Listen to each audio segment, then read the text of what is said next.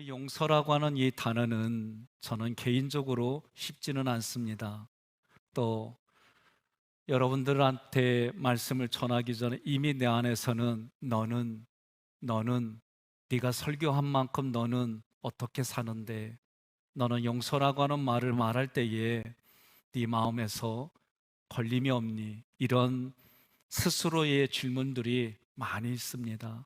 그럼에도 불구하고 이 용서라는 것은 우리 삶에 쉽지 않지만, 성경이 말하는 용서가 누구의 관점으로 누구에게 보아지느냐에 따라서 해석이 달라지고 살아가는 삶의 근거가 달라집니다. 용서의 사전적인 의미는 다른 사람의 죄, 그리고 그 사람의 잘못에 대하여 꾸짖거나 벌을 주지 않고 너그럽게 보아주는 남에 대한 태도입니다. 그러나 오늘 본문에서 말씀하시는 하나님의 용서는 그 관점이 다른 사람에게가 아니라 자기에게 먼저 행해져야 한다라고 말씀하는 거예요. 따라서 이 말씀은 다른 사람을 보는 시선에서 자기 자신을 보는 용서가 어떤 개념인지 다시 한번 정리하시기를 바랍니다. 용서는 자기 자신을 먼저 용서하라는 거예요. 그 용서가 우리는 예절과 우리가 살아가는 삶의 문화와 법으로 이야기하는 것이 아니라, 내 자신에게 먼저 하나님의 말씀이 들려지면 그 말씀 때문에 내가 죄인임을 깨닫고 내가 죄를 지은 결과로 죽을 수밖에 없는데, 그 현장에서 나를 용서해 주시고 살려주신 하나님의 은혜를 깨닫습니다. 이것이 용서라고 하는 개념에 접근하는 법입니다. 자기 자신을 용서했다는 얘기는 하나님의 말씀이 들려져서 죽을 자리에서 건져진 자기를 용납하고 용서하는 거예요. 그렇게 된 사람이 다른 사람에게도 하나님의 말씀이 공급되어지고 흘러가서 그도 자기 자신을 용서하고 다른 사람에게 용서해주고 받는, 서로 함께 지어져가는 현장이다라고 말하는 겁니다. 12절 함께 봉독합니다. 우리가 우리에게 죄 지은 자를 사하여 준 것 같이 우리 죄를 사하여 주시옵고. 아멘. 여기서 쓰인 단어는 일반적으로 신약에서 말하는 하마르티아, 이 단어가 아니에요. 여기서 쓰인 단어는 오페일테레스라는 단어예요. 우리가 일반적으로 하마르티아라고 하는 이 죄는 관역에서 벗어나다, 아무리 관역을 향해 쏘더라도 관역에 맞출 수 없는 거예요. 또 다른 의견으로는 제 짝이 아니다라는 뜻을 가지고 있습니다. 남편이신 하나님이 나의 짝인데 그 하나님께 초점을 맞추지 않고 그 하나님께 짝이 아니라고 말하고 다른 신을 짝으로 취해서 그 신에게 집착하고 사랑하는 것을 성경은 죄다라고 말합니다. 하나님께서 우리에게 만들어주신 세상의 것들, 그 세상의 것에 더 의미를 두고 집착하면 그것이 죄다 말하는 것. 예를 든다면 많은 사람들이, 우리를 포함해서 많은 사람들이 성공을 원합니다. 번영을 원하고 쾌락을 원하고 돈을 원하고 운동을 원하고 일을 원하는데, 이 나열된 것이 하나님보다도 내가 더 사랑하고 집착하는 그 모든 것들이 하마르티아, 죄다라고 말하는 거예요. 저에게도 하나님보다도 목회가, 하나님보다도 교회가, 하나님보다도 사역이 우선이 되고 이것이 내 삶을 이끌어 간다면 그 또한 하나님 앞에 죄다라고 말하는 겁니다. 지금 12절에서 말한 죄, 오페일 테레스, 이 단어는 이런 의미입니다. 성도들이 지고 있는 빚, 마땅히 해야 할 의무를 하지 않을 때 쓰는 단어가 오페일레테스라고 하는 단어예요. 이 단어는 익숙하지 않을 거예요. 그러나 성도들이 지고 있는 빚, 성도들이 의무가 어떤 것일까? 각자의 생각들이 있겠지만 성경은 사도 바울을 통해 사랑의 빚, 복음의 빛을 말합니다. 로마서 1장 14절로 15절 교독합니다. 헬라인이나 야만이나 지혜 있는 자나 어리석은 자에게 다 내가 빚진 자라. 그러므로 나는 할 수 있는 대로 로마에 있는 너희에게도 복음 전하기를 원하노라. 아멘. 아멘. 바울은 자기 자신을 누구로 표현했냐면 복음의 빚진 자다. 그래서 그 빚을 갚아야 한다라고 고백했어요. 내게 하나님의 말씀이 들려져서 깨달아지는 것, 그것을 빚진 자다라고 표현했습니다. 그러니 여러분과 저에게도 예수님의 말씀이 들려져서 신앙생활 한다면 그것이 복음의 빛이다, 사랑의 빛이다. 사랑의 빛은 사람에게서 나올 수 있는 게 아니에요. 다시 말하면 내가 죄로 인해서 죽을 수밖에 없는 그 현장에 하나님이 예수 그리스도를 보내주셔서 그 예수 그리스도가 흘리신 보혈 때문에 우리가 구원받습니다. 그것이 하나님의 사랑이다. 이것이 우리에게는 빛이다라고 말하는 거예요. 따라서 지금 오페일레테스라고 하는 이 단어는 그런 의미를 가지고 있어요. 육신의 행위로는 절대로 갚을 수가 없습니다. 우리가 죽을 수밖에 없는 현장에서 내가 어떤 행위로 구원받을 수 있다. 나의 구원은 내가 하나님 앞에 행위로 만들어갈 수 있다. 내 의의가 있다. 그렇게 얘기를 하면 그 모습은 하나님께 죽을 수밖에 없는 현장이다 라고 말하는 거예요. 그래서 사도 바울은 로마서 8장 13절 이하에 너희가 육신대로 살면 반드시 죽을 것이로되 영으로서 몸의 행실을 죽이면 살리니. 다시 말하면 하나님의 말씀, 하나님의 영으로 우리의 몸의 행실을 죽이면 산다, 그 얘기예요. 다시 말하면 하나님의 말씀만이 우리를 죄에서 건져내신다. 우리의 구원은 오직 예수님이 모든 것이다 라고 말하는 거예요. 예수님께서 요한복음 6장 63절에 내가 너희에게 이른 말, 그 말이 영이고 내가 너에게 이른 말이 생명이라는 거예요. 우리를 살리는 것은 영이신 하나님의 말씀이지 우리의 육신의 행위가 아니다라고 분명하게 말하는 겁니다. 그러므로 여기서 쓰인 영은 푸뉴마, 이 영은 진리의 말씀입니다. 이 구절의 의도는 진리의 말씀이신 하나님으로만 우리의 그 빛을 갚을 수 있다라는 얘기예요. 여러분, 선악과를 따먹은 아담과 하와를 통해서 이 땅에 육신으로 태어나는 모든 이들은 원래의 죄된 성품을 다 물려받았어요. 그래서 무엇을 하든지 옳고 그름의 가치 기준이 다 있습니다. 이 기준을 가지고 우리는 이 땅을 사는 거예요. 그러나 우리의 구원에 있어서는 이 기준이 아무런 의미가 없어요. 그럼에도 불구하고 선악과를 따먹은 그 인간의 육체를 통해 태어나는 모든 이들마다 자기의 옳고 그름, 자기의 행위로 하나님이 우리에게 주신 그 은혜를 행위로 빛을 갚으려고 하는 거예요.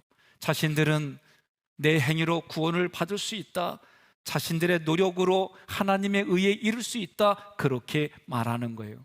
하나님의 말씀이 율법의 행위로 느껴지고 율법의 행위로 가져와서 그 행위로 하나님 앞에 빛을 갚겠다라고 하면 그 사람이 율법 부자의 모습입니다. 그렇게 가르쳐준 사람들이 이 땅을 어떻게 사느냐? 율법의 이름으로 기부합니다. 율법의 이름으로 선행합니다. 선교도 합니다. 그리고 자신의 인격도 닦아갑니다. 자신의 빛을 그렇게 갚아가겠다고 얘기하는 거예요. 사람들 사이에서는 좋은 평가를 얻을 수 있어요. 그러나 마치 이 모습은 나의 죄의 문제를 내가 해결할 수 있다라고 말하는 것과 같은 거예요. 그 모습에는 하나님의 아들이신 예수가 없다는 얘기입니다. 그러면 결국은 하나님 앞에 죽을 수밖에 없는 거예요. 이 땅에 많은 사람들이 그들의 종교를 보면 이런 모습이에요. 신에게 자기의 빛을 행위로 갚을 수 있다. 그래서 지극정성으로 섬기는 거예요. 심지어 성경에도 자기의 행복을 위하여 자기의 자녀를 불에 태우는 인신제물로까지 드렸어요. 이런 것들이 올바른 신앙 행위다, 그렇게 믿고 행했습니다. 예수님 당시에도 자기 의를 드러내게 하는 율법을 가르친 이들이 누구냐? 사두개인이고 율법학자고 성경학자고 그리고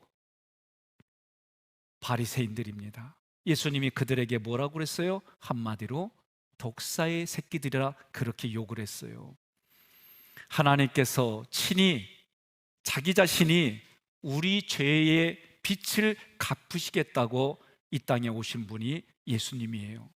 모든 사람들은 자기들의 빛을 갚으려고 열심히 채무자의 삶을 살아가요. 내가 누군가에게 돈을 껐어요. 그러면 그 돈을 갚는 것이 채무자의 마땅한 모습이에요. 채권자인 줄 알았던 하나님이 말씀하시기를 나는 채권자가 아니다, 다른 말로 말하면 나는 섬김을 받으러 온 것이 아니라 섬기러 왔다라고 말씀하셨어요. 내가 너희들에게 빚을 갚는 것이 하나님 나라의 통치 방법이다. 전혀 우리의 생각과 다르게 말씀하셨어요. 예수를 구하라. 예수를 구하는 것이 빚을 갚는 삶이다 라고 말씀해 주셨어요. 중요한 것은 이런 말씀을 예수님 당시에 알아듣지 못했어요. 그 예수님을 알아듣지 못했을 뿐만 아니라 오늘날도 교회를 다니는 것이 내가 성공하고 교회를 다니는 것이 내가 번영하고 교회를 다니는 것이 내가 돈 번다라고 생각한다면 예수님 당시 그리고 그 이전에 하나님께서 악하다라고 말한 사람과 전혀 다르지 않습니다. 여러분, 그러면 돈 벌지 마라, 착하게 살지 마라, 그런 얘기가 아니에요.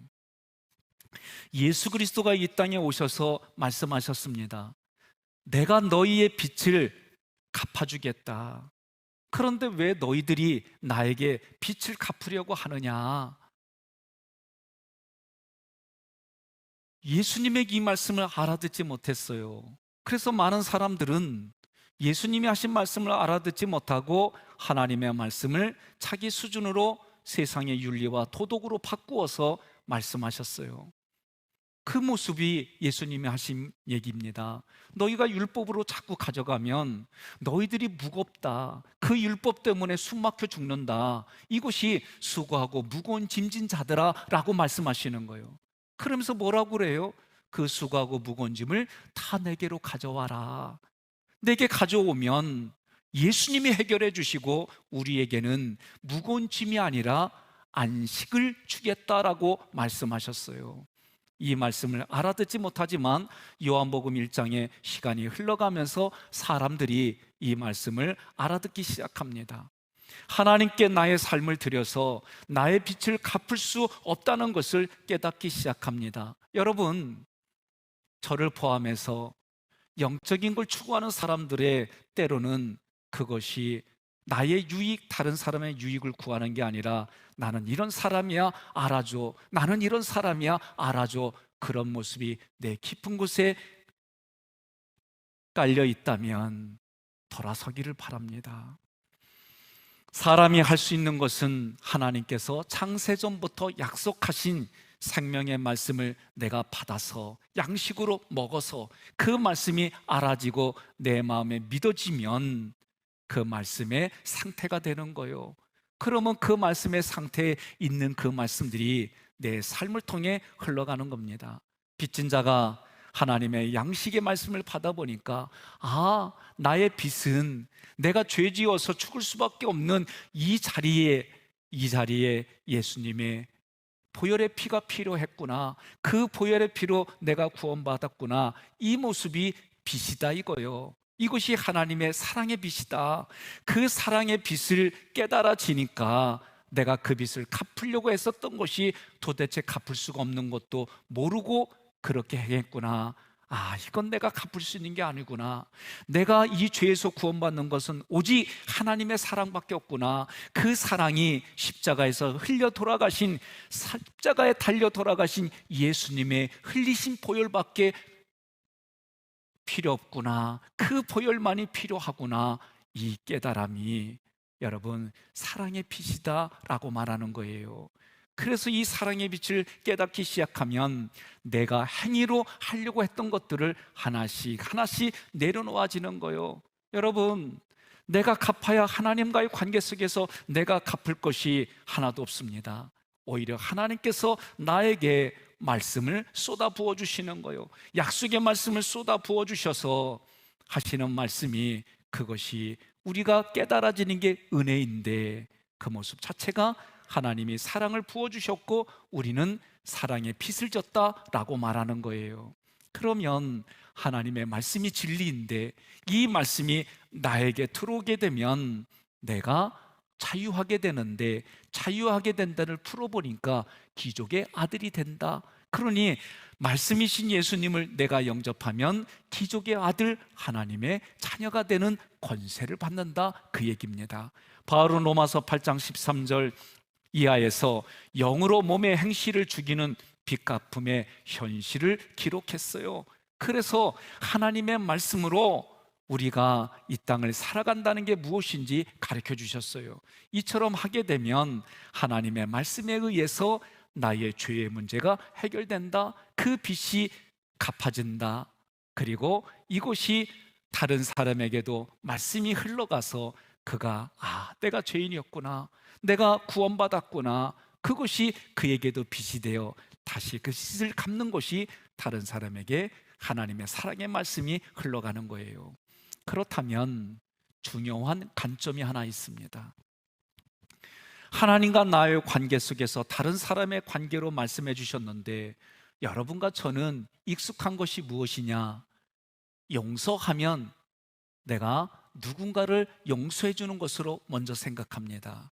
우리는 그렇게 살아왔어요. 그 내면에는 나는 선한데 저 사람이 잘못됐다는 거요. 그러나 성경은 1차적으로 하나님과 나의 관계 속에서 하나님께 내게 빚진 자라는 것을 생각하라는 거예요. 그 빚을 탕감받았다는 것을 기억하라는 거예요. 그 얘기가 1만 달란트 빚진 자예요. 자기 힘으로는 이것을 갚을 수가 없어요. 그런데 1만 달란트하고 비교도 안 되고, 그리고 데나리온과 이 달란트가 비교도 안 되는 100 데나리온, 이 돈을 꾼 사람을 보고 안 갚는다고 감옥에 누운 거예요. 그랬더니 주인이 그것을 보고 악한 종이다라고 말했어요. 그러니 이 말씀의 기사는 오늘 하나님과 나의 관계, 내가 용서받았으면, 내가 죽을 자리에서 용서받았으면 웬만한 것들은 다 용서해 줄 수 있는 것이 사람의 정서인데, 내가 용서받은 것은 출장 나가고 저 사람과 나의 관계에서 내가 기준이 되고 내가 옳고, 그리고 그 사람에게 얘기하는 거예요. 이 문장을 헬라어 원문으로 직역하면 우리 안에서 자유롭게 용서가 일어나게 해주세요. 우리가 우리의 죄들을 용서합니다. 내가 하나님의 진리의 말씀을 올바로 깨달아서 내가 나를 용서하는 거예요. 여러분 보세요. 예를 들겠습니다. 지난주에 제가 이런 얘기를 또 들었어요. 하깃교에서 백성현 목사가 쫓겨나기 일보 직전이랴. 여러분은 지금 웃지요? 저는 이 얘기를 참 많이 들었어요. 아주 그놈이 나는 아주 마음에 안 들어.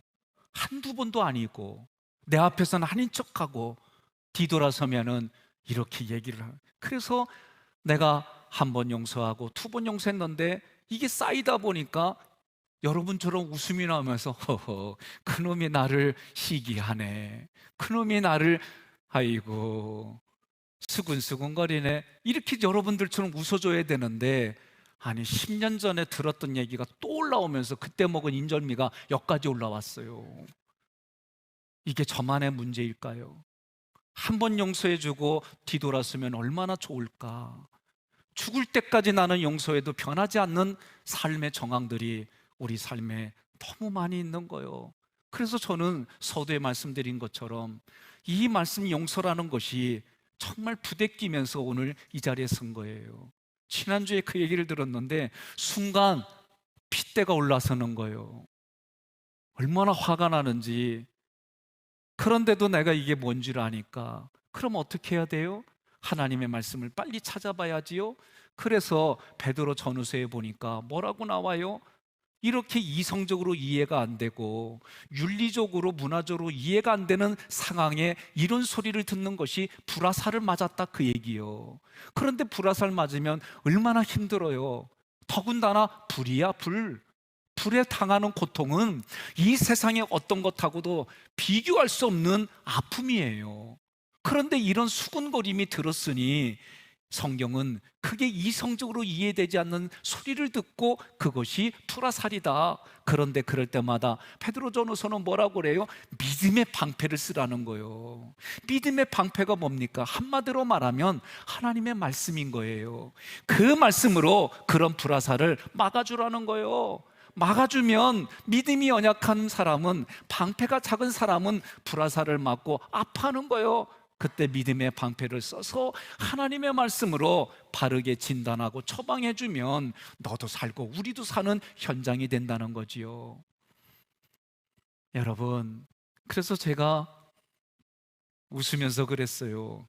그래요, 나 쫓겨날 일 얼마 안 남았으니까 나를 불쌍히 여겨주고 기도해줘. 말은 이랬는데 여기는 아직도 그놈이요.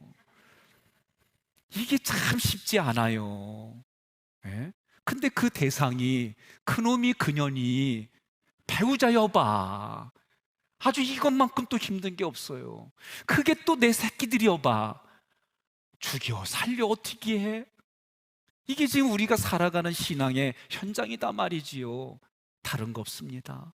그럴 때마다 하나님이 나에게 주신 은혜의 말씀을 찾는 거예요. 내가 의도적으로 그 말씀을 붙들지 않으면 우리 마음은 전쟁이 되어지고, 그 전쟁은 우리의 얼굴과 언어와 손과 발로 나타나서 결국은 그 관계가 깨지는 거예요. 그러니 여러분과 저는 뭐라고 얘기해요?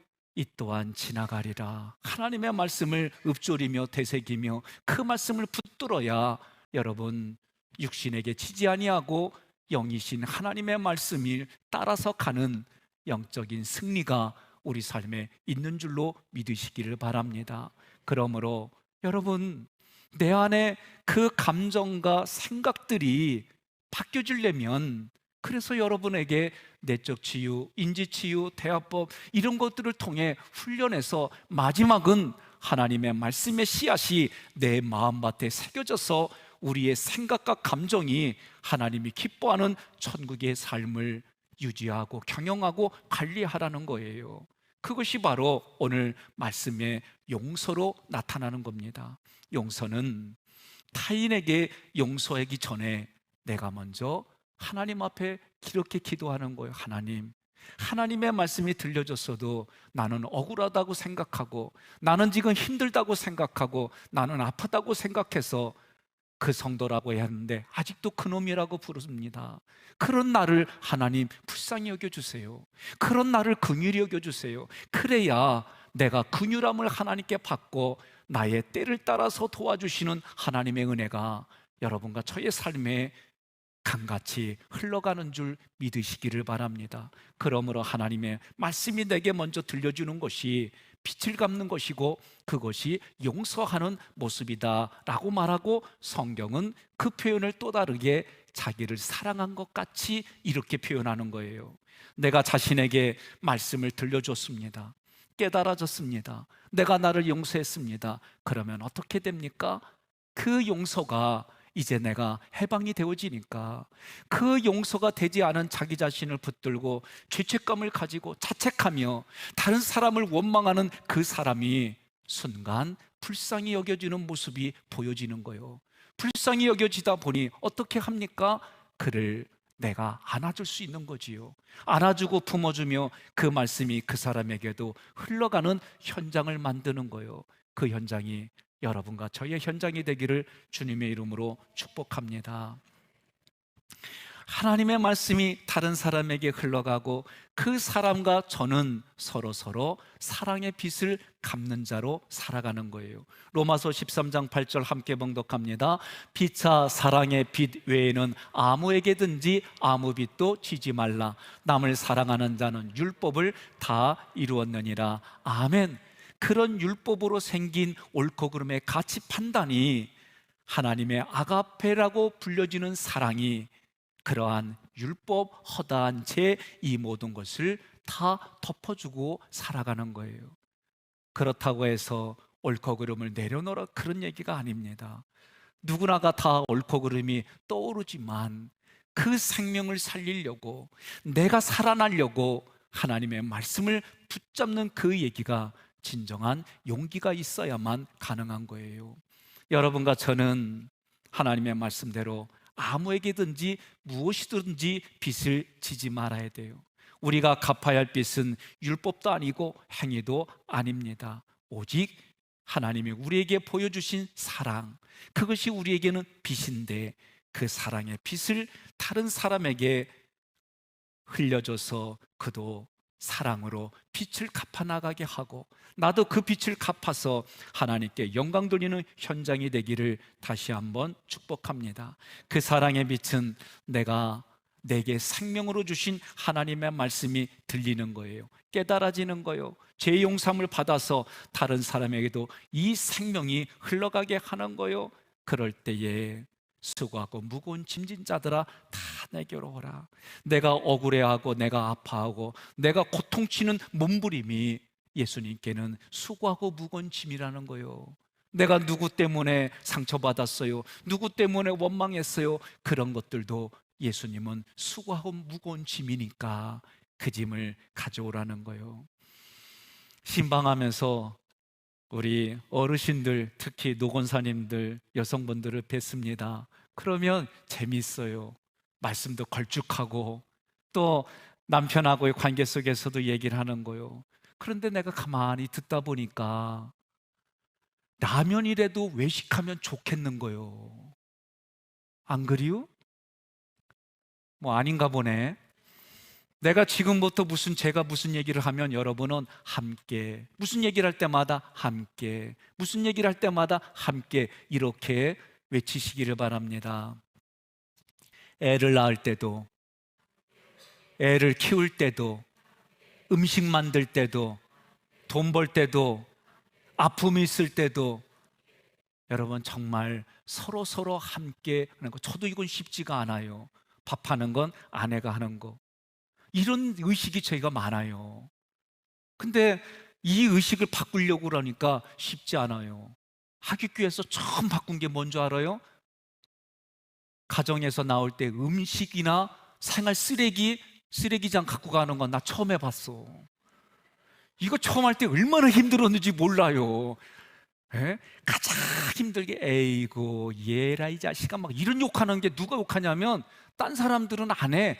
내 스스로에게 내 스스로 안 하던 짓 하려고 하니까 내 속에서 너 저 어렸을 때 많이 듣던 거예요. 부엌 들어가면 불알 떨어진대. 나 이거 할머니 뭐 어르신들한테 너무 많이 듣던 얘기예요. 나 진짜 그런 줄 알았어요. 아니요 그거. 그러니 안 하던 거 하려고 그래요? 오늘 여러분과 제가 함께 지금까지 안 하던 거, 부부가 자녀와 함께, 이웃과 함께 하려고 할 때 안 하던 거 하려고 그러면 힘들어요. 그럴 때마다 얘기하는 거요. 나 혼자 힘들다고 하는 거지. 이것을 주님께 맡기면은 쉬운 거요. 그리고요, 간단해요. 그걸 먼저 해갖고 익숙한 사람하고 함께 있으면 그 일이 아무렇지 않아요. 아셨죠? 예. 여러분 쉽지 않은 얘기들입니다. 그러나 하나님의 말씀이 내게 들려져서 깨달아지면 내가 나를 용서해요.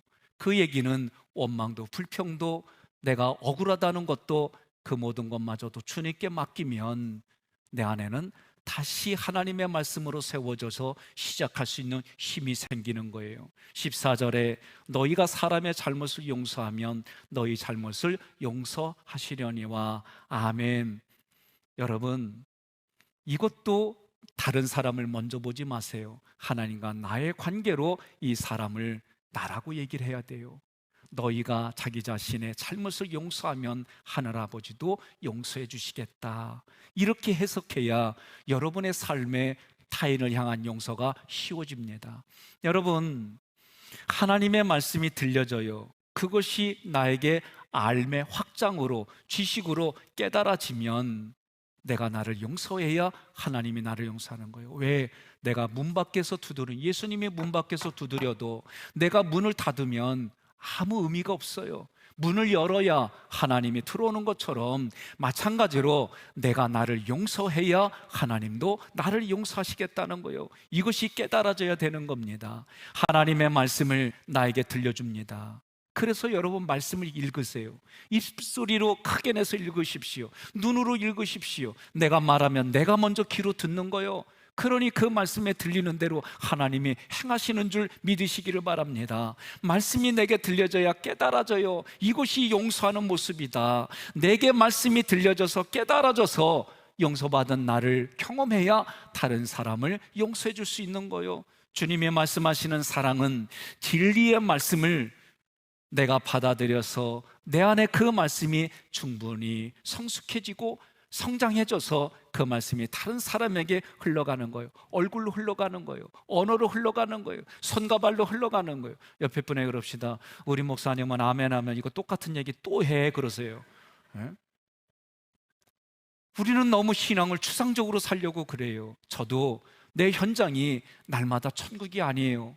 천국은 자기가 만들어가는 거예요. 아내하고 관계, 남편하고의 관계 자기가 만들어가는 거예요. 그래서 왜 가나안 땅에 이미 7 족속이 있는데 그들과 전쟁에서 너가 싸워서 승리한 만큼, 너가 승리해서 발바닥으로 밟은 만큼 하나님이 주시겠다 약속했느냐? 내 마음판에 생각과 감정, 내가 오래도록 내가 가지고 있는 그 가치, 하나님의 말씀이 틀려져서 깨달아진다는 얘기는 영적인 전쟁을 해서 내 생각과 감정을 내려놓는 게 쉬운 얘기가 아니에요. 이것이 내 마음에서 일어나고 지금 내 배우자하고 그 관계 속에 천국을 만들어가고 내 자녀하고 그 관계 속에서 천국을 만들어가고 그래서 그 천국이 다른 사람에게 흘러가게 하라는 거예요. 이것이 서로가 서로에게 율법의 빛을 탕감해주는 모습이다. 그러니 서로에게 하나님이 우리에게 흘려주신 사랑, 그것은 나에게 빛인데 이 빛을 갚는 것은 그 사랑을 다른 사람에게 흘려주는 것이 빛 갚는 일이다 라고 성경이 말하는 거예요. 그럼에도 불구하고 하나님의 이 말씀을 율법으로 가져가는 자들이 있어요. 말씀을 왜곡해서 율법의 빛을 더욱 가증시켜요. 이런 사람은 이웃을 사랑하는 게 아니에요. 오히려 율법의 의무를 더 가중시켜서 이러지도 못하고 저러지도 못하게 만드는 거예요. 결국은 천국에 들어가지도 못하고 자기도 못 들어가고 이것이 악을 행하는 자들이다 라고 말하는 겁니다. 그러므로 하나님의 말씀이 저 사람에게 들려줄 때는 그 말씀을 통해 저 사람이 살아날까? 이 말씀을 통해서 저 사람이 살아날까? 의사들도 우리의 아픈 현상을 보며 거기에 맞는 약을 전달해 줘요. 처방해 줍니다. 그런데 그 약이 들지 않으면 또다시 다른 약으로 처방해서 그것을 어떻게든지 간에 병을 이기고 살리게 하는 것처럼 오늘 우리도 마찬가지예요. 우리 교회의 성도라고 한다면 내가 만나는 이들에게 이 말을 해서 저 사람이 실족한다면 그것이 아무리 다른 사람들도 옳다라고 말하더라도 내가 기다려주는 인내는 성숙한 자만이 기다려줄 수 있는 거예요. 여러분, 오늘 말씀을 통해 성경은 예화로 얘기를 해줍니다. 1만 달란트 탕감받은 자가 100데나리온 빚진 자를 탕감해주지 않고 감옥에 쳐넣는 거예요. 주인이 한마디로 악한 종이다. 이것이 오늘 용서와 관련돼서 우리가 천국을 누리는 삶이 어떤 건지 말씀해 주시는 겁니다.